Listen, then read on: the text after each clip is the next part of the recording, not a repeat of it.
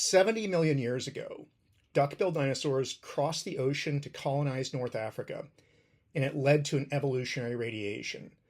Today, I'm going to be talking about an African radiation of duckbill dinosaurs and why everything we thought we knew about biogeography is wrong. So, some years ago, I ran across a rather unpromising box of bones, bone fragments, and teeth in Morocco. And the fragments had been identified as a fish. And generally speaking, if you have some weird teeth and you don't know what the heck it is, it's probably a fish.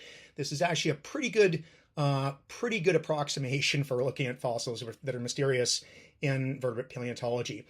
In this case, however, this weird fossil was not a fish. I took one look at the teeth and immediately recognized that what we had was a duckbill dinosaur. It had these very tall diamond-shaped tooth crowns. Enamel was only on one side of the crown. It had a big central kind of ridge or keel running up the side of the teeth. And these were the teeth and the upper jaw of a small duckbill dinosaur about the size of a pony. And this was the first African duckbill dinosaur that we'd ever seen. And we ended up naming this animal Ajnabia odysseus. Ajnabia means stranger because this is a lineage was kind of a stranger to Africa. We didn't really expect to see it there. And Odysseus, for reasons that I'll explain later in the talk.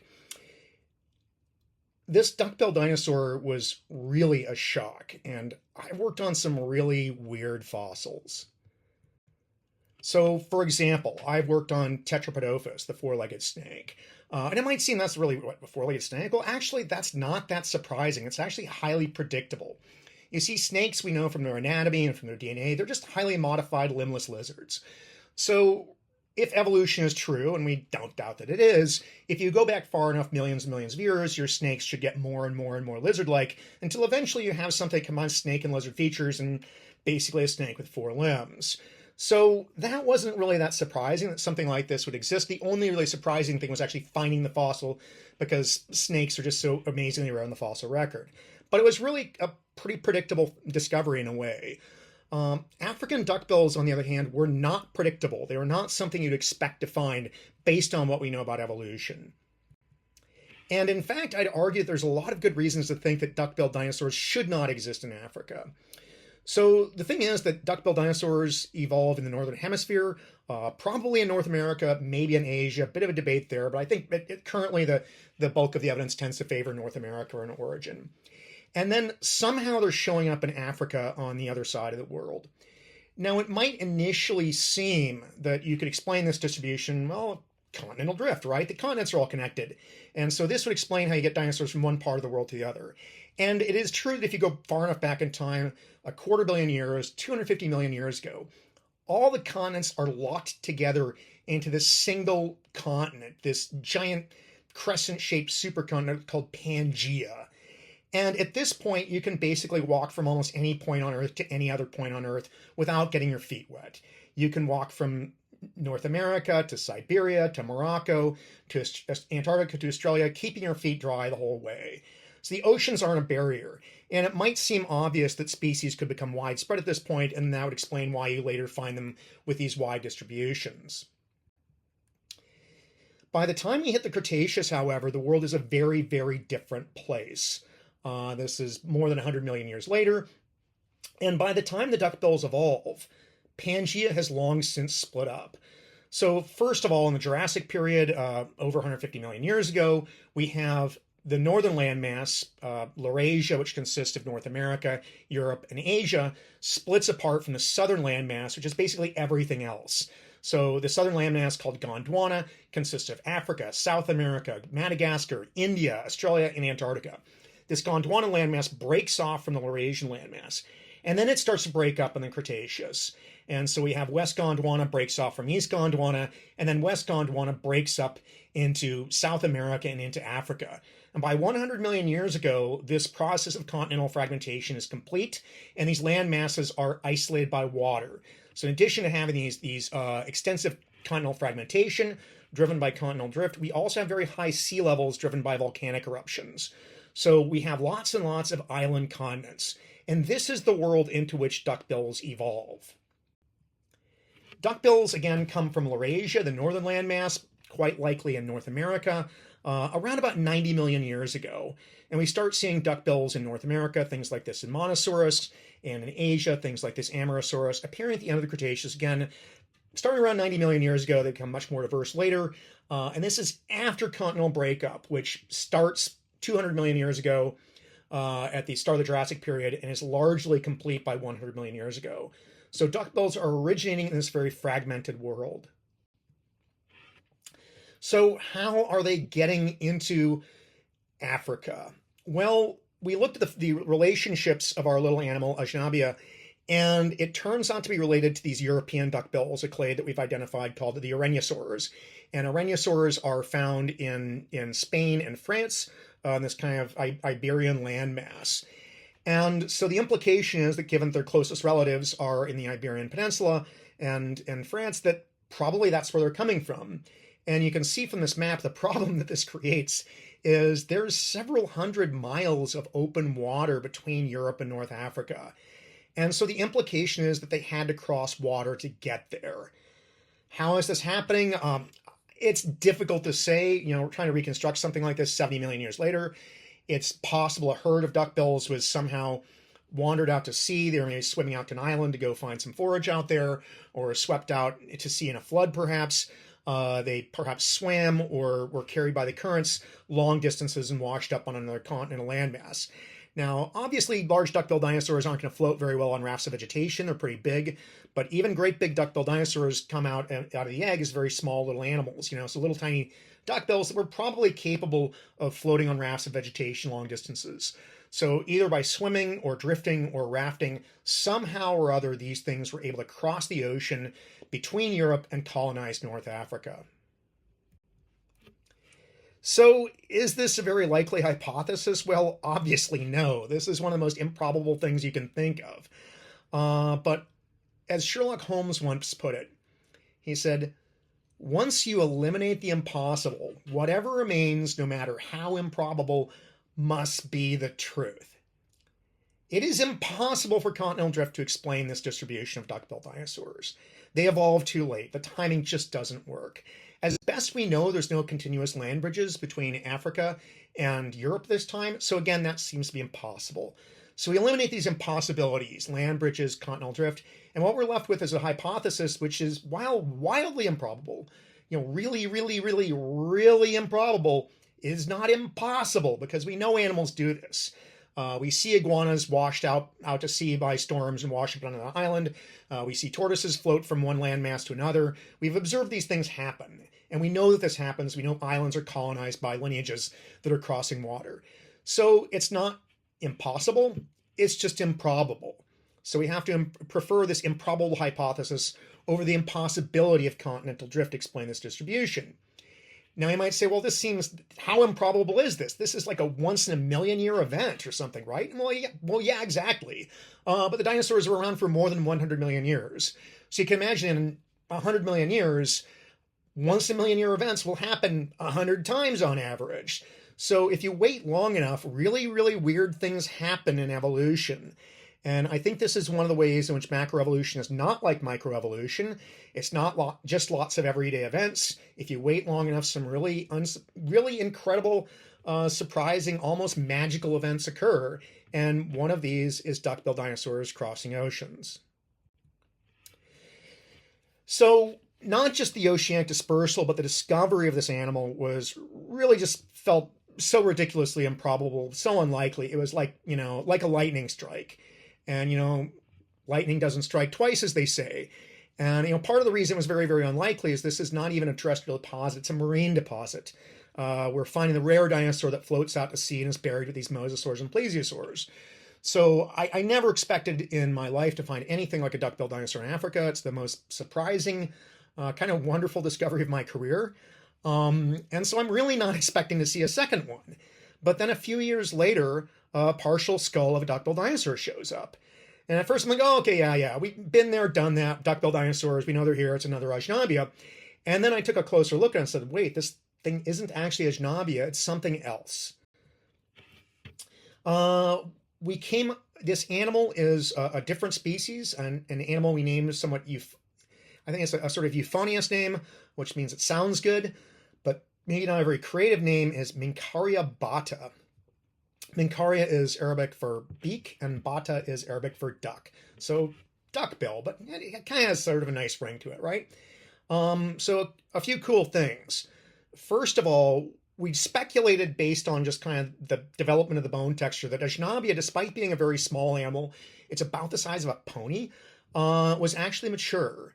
But without cutting into the bones, which we didn't really want to do and didn't really have the facilities to do in Morocco, it's kind of hard to show that. But Mincaria's got a brain case, and the brain case bones are tightly knit together, which you see in adult lambeosaurines, and they seem to be partially fused. And it's about the same size or maybe a little bit larger than Ajnabia. So these African duckbills seem to be very small animals compared to North American duckbills. These things get, 10 or maybe 15, even 20 tons, very, very big animals. These African duckbills are occupying a distinct niche. So that was kind of cool. But then the other really interesting thing is if you look at the details of this animal, it has different features. So the facet for the jugal, where the jugal bone attaches on the maxilla, lies much lower on the maxilla, which is a really weird feature for a lambeosaur. It's almost more like a saurolophine. The tooth row is more curved. It's kind of sinuous, either in lateral view or in ventral view. And there's also some differences in the tooth sockets. So it seems this actually turns out to be a distinct genus, this, again, Mincaria bata. So we had a second duckbill dinosaur, which was pretty cool. And then, even more surprising, a year later or so, another specimen comes up. And again, it's like, okay, yeah, we've got another duckbill. We've seen these things. We've got to get Bert and all these mosasaurs described. And then I looked at this and like, oh, damn, this is something else entirely again. So pretty obviously, the really striking thing about this animal are the huge teeth. You can see these teeth are enormous. There's not a lot of tooth positions, very, very large teeth, and a relatively reduced number of tooth positions. And also it has this sort of wicked looking grin. And that's because the teeth implant in a different way. Is the alveoli, instead of opening ventrally, kind of open to the sides, exposing the base of the tooth. And so it kind of makes them look even larger than they already are, and they're pretty big. So this animal it's got a different shaped maxilla from either Ajnabia or Mincaria, and these very different teeth. The teeth have these really, really tall blade-like ridges on the crown.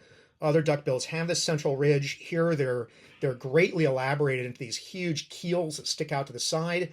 Another really weird thing is a single functional tooth in each tooth position, which in some ways, it probably doesn't sound weird. You have a single tooth that functions in every one of your tooth sockets. But most duckbills have this bizarre thing where they have multiple teeth in each tooth socket functioning at the same time. So one tooth erupts, starts to be worn down, and before it's shed, another tooth comes in behind it, starts to be worn down, and sometimes they can have 2, 3, 4 teeth in the same tooth position being ground simultaneously. So imagine, for example, if instead of shedding your baby teeth and getting your adult teeth, your adult teeth erupt at the same time your baby teeth are still functional, and you're using both of those to chew simultaneously. That's basically what duckbills do, except this new animal does not do that.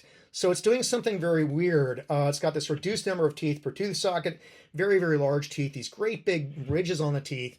It's just kind of a real outlier compared not just to Ajnabia, but to any other lambeosaur or even any other duckbill.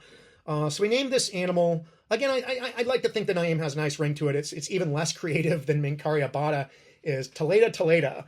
And Taleda is Arabic for 3. This being the third duckbill that we found from the Kouch 3 horizon in Morocco. So just briefly, it might seem like a heck of a lot of, we've got 3 maxillae, we've got 3 species. Are we just, play devil's advocate, are we just really aggressively splitting based on minor differences in the anatomy of the maxillae and teeth? And no. We are seeing some really extremely weird characters here. Now, Ajnabia is a pretty standard Areniasaur. It really wouldn't look out of place in Spain or France. A lot of the duckbills there have a very similar looking maxilla, similar looking teeth. But Mincaria, again, has got this ventrally positioned jugal facet. And this is something you just don't see in any other lambeosaur. That's a typical feature of the lambeosaurs, is have the jugal bone attaching very high on the maxilla. And here we've lost that feature and evolved something that looks more like a saurolophine, something like an Edmontosaurus, but the rest of the anatomy tells us this is a lambeosaur. So in this feature, it's a real outlier from any other lambeosaur we've seen. And then if you look at Toledo, it's just, again, it's really bizarre. It's got these, reduced number of very large teeth, these huge ridges on the side. It is not just an outlier relative to other lambeosaurs or, relative to the other Moroccan lambeosaurs. It's an outlier relative to other hadrosaurs. There's nothing else in the family that really looks like this. So what we're seeing here are not like really minor, subtle differences. If you look at the North American lambeosaurs, things like Velafrons and Corythosaurus and Bacrosaurus, the maxillae and teeth are really hard to tell apart. There are very, very subtle differences between these things. We're seeing far more variation, these three maxillae, to where it almost looks like we're looking at separate subfamilies or even families. That's how different these things are. And yet, if you kind of dive into the details of the anatomy, things like the reduced denticles of the teeth, a very broad, transversely expanded posterior dentigerous process, the shape of the ectopterygoid ridge, that suggests these things, despite these differences, they're all related to each other. So we're seeing this weird pattern where they're kind of fundamentally the same, but they're kind of going off in these weird different directions, doing weird things to their teeth and their maxillae. So in terms of the phylogeny, the relationships of these animals, we reconstruct the African duckbills as part of a clade coming from Europe and then diversifying in North Africa. And what we think we have here is a radiation driven by dispersal. Now, if you look at Europe, we don't even get lambeosaurs there. The duckbills don't even show up until the Maastrichtian period, so sometime after 72 million years ago. And that leaves us, and since the African duckbills are there at 66 million years ago, we only have about 6 million years to evolve this diversity and this disparity in morphology. So in a relatively short period of time, the duckbills are undergoing this radiation and producing a lot of different species, doing a lot of different things. And this is a really interesting dynamic. I think what we have here is a dispersal-driven radiation. So we typically see dispersal-driven radiations in islands. Islands tend to be low in diversity. A volcanic landmass pops up out of the ocean. When it first emerges out of the water, it doesn't have a vertebrate fauna on land. It doesn't have any plants. So it's initially very, very low in diversity. And then slowly things start to colonize it, but still there tend to be a lot of unoccupied niches. So what happens is when a colonizing species arrives, it often undergoes speciation as these different lineages of the population move into different niches, they move into different habitats, they start eating different things, they start specializing different ways, and this drives speciation. It's driven by what we call ecological release. They don't have a lot of competitors, they don't have a lot of predators, so they can diversify into all of these niches. As is sometimes said, nature abhors a vacuum. We have all this empty niche space, and these things are moving into it to fill it, diversifying, changing, more species, more morphology, more ecological roles that they're occupying. The classic textbook example of this are the Galapagos finches. After hitting the Galapagos archipelago, the ancestor of the Geospiza finches will diversify. So these finches evolve to inhabit different habitats. We have finches in the uplands and the lowlands and the mangroves. They start evolving to eat different things. They have different diets. They specialize on insects, some on smaller seeds, some on big seeds. Some eat cactus nectar and pollen. Some eat insect grubs under bark. So doing all of these different things. And then to facilitate this ecological specialization, they change their anatomy.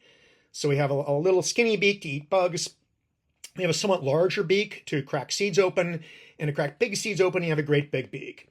And they end up looking so different and behaving so different that you might think they're even in different families, which is what Darwin originally thought when he hit the Galapagos Islands. He's like, oh, look at here we have some finches, here we have some grosbeaks, we have all these different families of birds. He didn't realize he was sampling one radiation, a single group of animals, a clade that diversified into these different niches. And this is remarkably similar to what we're seeing in our duckbills, is even though we have these little subtle features of the anatomy that suggest that they're all one group, they're going off in different directions with their maxillar morphology, their tooth morphology, where it almost looks like we're seeing different subfamilies and different families. They're picking up all these weird anatomical specializations. So finches are kind of the textbook example, but they're not the best example out there. There's other examples, even more extreme, of larger and more diverse island radiations. And maybe the best is the Hawaiian honeycreeper finches. Hawaii is a bigger archipelago. It's got a lot more land area. It's also older. It's been around for around 6 million years. So evolution has something like around 6 million years to play with. So when finches get to the Hawaiian Islands, they stage a massive adaptive radiation that puts the Galapagos finches to shame. And these are the honeycreeper finches. And they evolved something like 50 or 60 species. We don't know because, unfortunately, most of these were wiped out after humans arrived. But they were incredibly diverse, and we have parrot-like forms, the big beaks that crack seeds. We have woodpecker-like forms that forage for insect larvae under bark. We have long-billed nectar feeders. So we have an even wider range of specializations and niches being occupied than in the Galapagos, and more specialization. And in addition to this, we also see this radical diversity in colors. They're just a hugely diverse radiation, all these species in just 6 million years. Now, we tend to focus a lot on these adaptive radiations, these dispersal-driven radiations on islands. Is that because that's the only place they happen? No. The reason we study islands is not because they're special and weird, but because islands are small. They're these very, the Galapagos Islands, the Hawaiian Islands, they're relatively small areas. They haven't been around that long. So they kind of act like these very small microcosms for evolution that make them very easy to study because we're not looking at a lot of time and not a lot of space, and we can see how evolution plays out. They're kind of like this little ecosystem in miniature, like a little biological petri dish, an evolutionary petri dish where we can watch this natural experiment play out. But the idea is the dynamics are actually the same dynamics that you would see on a large landmass, like an island continent like Australia, for example. So several million years ago, mice somehow managed to get from Indonesia to New Guinea and Australia. They had to raft, and they, again, riding on vegetation, maybe a raft of bamboo swept out to sea by a storm. These mice are the only placental mammals that manage to get to Australia. Once they get there, they don't have a lot of competition, and so they undergo this massive adaptive radiation and diversify, and there's something like over 100 species of mice in Australia as a result of a fairly recent dispersal there just a few million years ago. But there, again, if we look over longer time periods, we will see even more extreme evolutionary radiations. And the main radiation in Australia is, of course, the marsupials. So something like 55 million years ago, the marsupials managed to get to Australia. And it's still an island continent at this point. So again, they're probably rafting, likely from Antarctica. And they diversify until there is, or rather was fairly recently, until the megafaunal extinctions, something like 300 different species of marsupial. And they occupy a huge range of habitats. So we have things in deserts, we have things in grasslands, we have things in rainforest. And in terms of their anatomy and their function, they're enormously diverse. So we have things like kangaroos, koalas, numbats, wombats, thylacines, sugar gliders, Tasmanian devils, marsupial moles. We have animals that hop, animals that climb, animals that burrow, animals that fly. In terms of their diet and ecology, we have carnivores, insectivores, and herbivores. And again, this is a dispersal-driven radiation. They're getting to Australia in the Eocene period, undergoing this massive adaptive radiation, speciating, more species occupying more habitats, more different niches, and they're becoming highly morphologically specialized. And again, a dispersal-driven radiation. So what I'm arguing is we're seeing something very similar, perhaps, with these duckbill dinosaurs. We have a high diversity of lambeosaurs. We have very few fossils, and yet we have a high diversity of species represented here. We have different jaw shapes, different tooth shapes. We have a few limb bones that seem to come from something larger. It's possible that these are like a mature adult Toledo, and Toledo wasn't quite full grown. It is also possible it's a distinct species and we just don't know. We need to find more fossils, but we're seeing a lot of different species represented in these fossils. And I think what we're seeing is an adaptive radiation following dispersal, just like we see in the Galapagos finches, just like we see in the Australian marsupials. And they're not the only example of this in the dinosaurs, in fact. So we have a similar pattern with duckbills in South America. Sometime either at the end of the Campanian or in the early Maastrichtian, duckbill dinosaurs crossed from North America into South America. Again, it was an island continent, just like Africa was. It was isolated by ocean, yet somehow they swam or rafted to South America. Once they get there, within a few million years, they become hugely diverse, and they're one of the most diverse, within a few million years, they're one of the most diverse groups of dinosaurs in South America. And the same thing probably explains the diversity of duckbill dinosaurs in Europe. Europe was not a landmass connected to Asia the way it is today. It was a series of islands. It was an archipelago. And so it seems likely that duckbills were probably crossing water to get into Europe. Once they get there, they stage this big radiation. So they may represent another dispersal-driven radiation. So what I'm arguing here is that these dispersal-driven radiations, the sort we see in the Galapagos or in Hawaii, these are not outlier phenomena.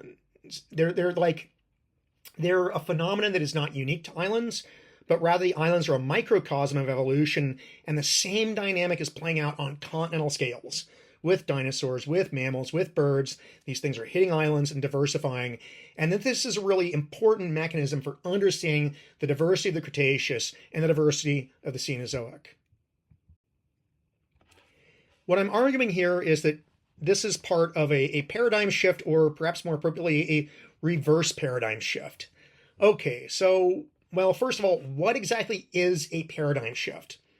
Well, Thomas Kuhn, in his classic book, The Structure of Scientific Revolutions, outlines this idea that he calls the paradigm shift. And Kuhn was really interested in how science operates. And he says, look, the classic story we tell about how science works isn't actually how science works at all. It's much messier and more chaotic and not nearly as neat and tidy and rational and predictable as you might think. So kind of the classic story we like to tell about how science works is that, well, we go out and we gather facts, and we get facts bit by bit by bit, and we build these facts, and slowly as the facts accumulate, we slowly change our views, and we kind of incrementally move towards the truth as new facts come in. Facts come in gradually, and we gradually update our hypotheses, and science kind of evolves gradually.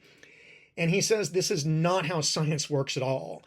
Instead, he says people work within existing frameworks. The frameworks, there are acceptable questions to ask, there are acceptable theories to answer these questions, and acceptable methods that we use in pursuing the answers to these questions. And this series of questions, answers, and approaches is the paradigm. It's kind of a worldview that scientists have. And what happens is we kind of get locked into these worldviews, and we're very reluctant to change them. People do not like to fundamentally update their worldviews. We tend to cling quite tenaciously to our worldviews. And what happens is scientists cling to these worldviews, even as new facts come in, slowly undermining them. And eventually it reaches this point where the whole system kind of collapses. And a new set of theories and questions and approaches comes and takes its place. And this is what he calls the paradigm shift. The classic example of this would be the Copernican revolution. So we have this idea that, well, it seems quite obvious that the Earth is at the center of everything, and the sun and the moon go around the Earth, and all the planets go around the Earth. But there's some little phenomena of the orbits of the planets that are very difficult to explain. You know, the planets seem to go one way across the sky, and then they kind of reverse, and then go back like this. And this is quite easy to explain if you say the Earth isn't actually the center of everything, that the sun is. Then you can explain these weird things. But people resisted this for a very long time. And then finally Copernicus comes along and says, look, everything makes a lot more sense if you just put the sun at the center of everything, and we're on the outside of it. And likewise, Galileo is part of this, and he observed that the moons of Jupiter, rather than going around the sun, they went around Jupiter, being the moons of Jupiter. And people resisted this idea. Galileo was put on trial for heresy, and he could have been, it was not unheard of to be sentenced to death for this.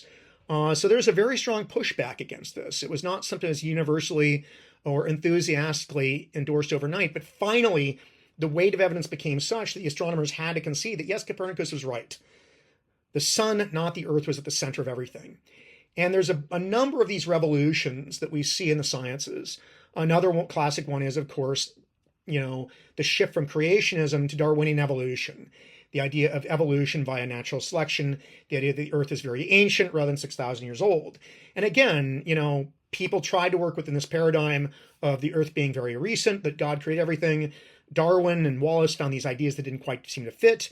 And they threw out this idea that, the Earth was very ancient and species evolved slowly, and got massive pushback from it. But eventually their ideas won out. This was another paradigm shift. And another really important one was in geology. Wegener came up with the idea of continental drift, that the idea that continents were all once united into Pangaea. And again, this idea was not enthusiastically endorsed, but it was derided, it was mocked, it was ignored for something about 50 years until definitive evidence became available. The continents did in fact move, and again we had a paradigm shift. So this is how science actually operates. Not this slow gradual evolution, slow gradual changes, but resistance to change, these periods of stasis, followed by rapid change to this new paradigm. If it sounds a bit like punctuated equilibrium, that's not a coincidence. Gould got his idea for punctuated equilibrium from Kuhn. Not to say he's wrong, I think he's right. And it raises an interesting idea that maybe there's some sort of deeper dynamics of evolution that describe both the evolution of science and biology, which, that's pretty cool when you think about it. But anyway, back to the duckbills. That's a paradigm shift. What is a reverse paradigm shift? What I'm going to argue is that sometimes the paradigm shift goes the wrong way. Sometimes the old theory is correct, and the new theories that replace it are incorrect, that scientific progress isn't always progress. And biogeography is a remarkable example of this. So in the late 1800s, Darwin and Wallace wrote extensively about the idea that species were moving across oceans, and that species would float, they would raft, they would hitch rides on birds. Obviously, if you're a bird, you just fly, or certain types of seeds can float long distances on the wind. And they were interested in these mechanisms of long-distance dispersal, as well as land bridges like the Panamanian Isthmus and the Beringian land bridge. And this is how they tried to explain the distribution of species, was by species making these rare long-distance migrations between continents. And then what happens is in the mid-20th century, as a result of this paradigm shift to continental drift, which is correct, obviously, there was then a paradigm shift in biogeography to where it seemed like we could explain these widespread distributions of modern groups by referring back to continental drift. And this kind of became the dominant framework, the dominant hypothesis for understanding the distribution of modern groups, is that these widespread clades owed their broad geographic distribution to the fact that continents were all united. We had a paradigm shift. The problem is this paradigm shift was to the wrong paradigm, I would argue. Now, it seems obvious that if the continents were linked together millions of years ago, species could simply walk from one landmass to another. Obvious, right? Yeah. And then we don't need to invoke these crazy, improbable oceanic dispersal events. It's a simple, elegant hypothesis with just one problem. It's wrong. And the reason it's wrong is the continents broke up a really, really, really long time ago. Pangaea was 250 million years ago. It starts to break up 200 million years ago. And the breakup is complete by 100 million years ago. So it follows that anything that evolved after 100 million years ago, which include things like duckbill dinosaurs, placental mammals, etc., that if these things are widespread after that point, they must owe their distribution to dispersal across oceans rather than continental drift. So again, the northern continents of Laurasia break away from the southern continents around 200 million years ago. That starts. It's complete by, I think, the middle Jurassic. Gondwana starts to break up around, I think, 160 million years ago or something, and is completely fragmented by 100 million years ago. It's just a series of island continents. And so the timing just doesn't work to explain the distribution of late Cretaceous dinosaur groups and Cretaceous and Cenozoic mammal groups. They're appearing after the continents broke up. So I guess the analogy I would use is, like, we travel around, and we travel around throughout Europe, and we go to Britain, and we go to France, and we go to Italy, and we say, look, there's iPhones everywhere. Well, once all these cultures were united by the Roman Empire. So the distribution of the Roman Empire throughout the Mediterranean realm explains the modern distribution of iPhones. And it's like, yeah, brilliant hypothesis, except the Roman Empire fell apart more than 1,000 years ago, and iPhones were only invented in the 21st century. So in the same way, you can't use this ancient continental connection to explain why much more recent groups are widespread. It just doesn't work. It's like connecting iPhones to the Roman Empire. It's just completely nonsensical. The dinosaurs that dominate in the late Cretaceous, things like the Duckbill dinosaurs, things like the titanosaurs, are diversifying after the continental breakup. And this is also the case of the mammalian groups that are become common and widespread in the Cenozoic. Continental drift cannot explain why duckbill dinosaurs are in Africa or South America. We have to invoke oceanic dispersal. It doesn't explain how placental mammals are getting into Africa and South America. We have to invoke dispersal. And it does not explain, this is kind of one of the textbook cases supposedly for continental breakup, but it doesn't explain ratites. So throughout the southern hemisphere, we have all these big flightless ground birds, right? In South America, we have rheas. Africa, we have ostriches. In Australia, we have emus and cassowaries. Elephant birds in Madagascar. And New Zealand has moas and kiwis. So how do these flightless birds end up on these isolated, land masses? And the explanation was that this was a Gondwanan relict group, that the ratites, the flightless ratites, evolved before the split up of Gondwana and, spread to Africa and South America, New Zealand, and so on and so forth. And so that naturally explains how a flightless lineage could cross oceans. The problem is this just does not work. The ratites don't appear until after the dinosaur extinction in the Paleocene, and then they become diverse and widespread. And the earliest ratite, well, so how do they become widespread? Well, they're birds. They just flew. This is a phenomenon we see quite frequently on islands, is birds fly out to islands. Like in Hawaii, they're flightless ducks and geese. They fly out there. There's no predators. There's not a great need to fly long distances on a small island. They become big and flightless. And this seems to happen repeatedly at the ratites.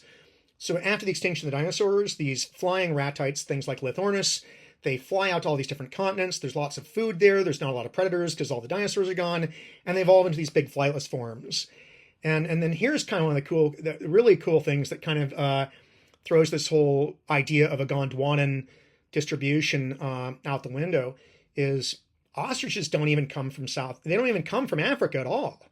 The earliest ostriches are actually in Europe and Asia. So ostriches are actually the Eurasian group. And then when Africa eventually kind of rams into Asia, they walk across that land bridge into Africa. So this was one of the classic textbook cases of a Gondwanan group, the ratites. Ratites just walked from one end of Gondwana to the other, and then it broke up. It's completely wrong. It's been completely, fossils, molecular clocks all show that this is incorrect. The timing means these things could fly. They became widespread and lost the ability to fly. And likewise, if we want to explain how rodents and monkeys got to South America or got to Africa, we have to invoke oceanic dispersal. So it seems that there's very, very few cases where we can point to groups that can trace their origins back to Gondwana or Pangaea. And the reason why is mass extinction.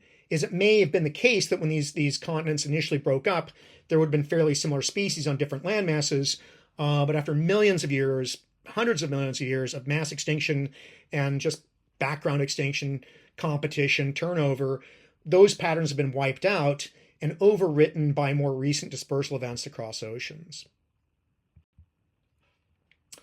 So what I'm going to argue is that much of the 20th century was spent trying to force biogeography to conform to this incorrect model where everything is driven by continental drift. And it's only in recent years that new information, things like better maps of the Cretaceous world, more fossils of animals like duckbills, but also monkeys and rodents and ratites, as well as molecular clocks, have helped constrain the diversification of these Cretaceous and Cenozoic groups. And we've come to realize that the continental drift hypothesis just does not work for most lineages. The idea that continental drift could explain everything was a failed paradigm shift, a failed revolution. It was a paradigm shift to be sure, but one that took us further from the truth. And it's kind of an interesting cautionary tale that, again, not all scientific progress is progress. Or by definition, maybe it has to be progress, but not all change and not all new hypotheses necessarily move us closer to the truth. So we need to be a little skeptical sometimes And sometimes you think like, yeah, those old guys, what did they know? The Victorians. Well, it turns out they actually knew a lot. They were very keen observers of nature, very smart guys, and they got a lot right. And you can't just automatically throw out all ideas just because they're old, and you can't automatically embrace an idea just because it's new. Sometimes the new ideas are not as good as the old ideas. And what we're seeing, I would argue, is that study by study, fossil by fossil, we're undoing this revolution. It's a re-revolution, if you would like. And fossils are telling us that Darwin and Wallace had it right all along. The dispersal and not continental drift is important for understanding the Cretaceous and Cenozoic. Long-range oceanic dispersal events, land bridges, and not continental drift explain the distribution of dinosaurs in the late Cretaceous and mammals in the Cenozoic. And this is ultimately what moves science forward. New data. To move science forward, we need new data and new dinosaurs.